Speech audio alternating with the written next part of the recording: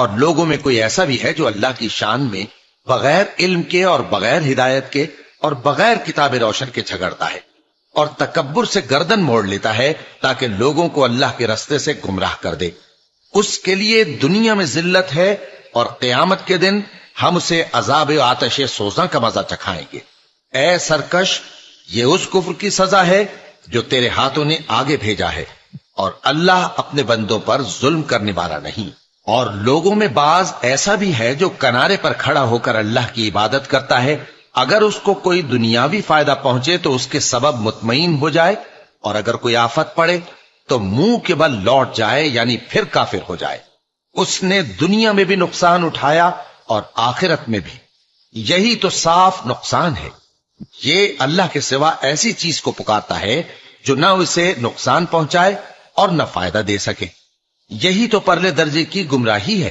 بلکہ ایسے شخص کو پکارتا ہے جس کا نقصان فائدے سے زیادہ قریب ہے۔ ایسا دوست بھی برا اور ایسا ساتھی بھی برا۔ جو لوگ ایمان لائے اور عمل نیک کرتے رہے، اللہ ان کو بہشتوں میں داخل کرے گا جن کے نیچے نہریں بہ رہی ہیں۔ کچھ شک نہیں کہ اللہ جو چاہتا ہے کرتا ہے۔ جو شخص یہ گمان کرتا ہو کہ اللہ اس کو دنیا اور آخرت میں مدد نہیں دے گا، تو اس کو چاہیے کہ اوپر کی طرف یعنی اپنے گھر کی چھت میں ایک رسی باندھے، پھر اس سے اپنا گلا گھونٹ لے، پھر دیکھے کہ آیا یہ تدبیر اس کے غصے کو دور کر دیتی ہے۔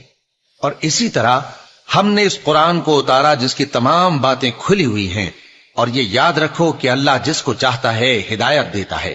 جو لوگ مومن یعنی مسلمان ہیں اور جو یہودی ہیں اور ستارہ پرست اور عیسائی اور مجوسی اور مشرک، اللہ ان سب میں قیامت کے دن فیصلہ کر دے گا۔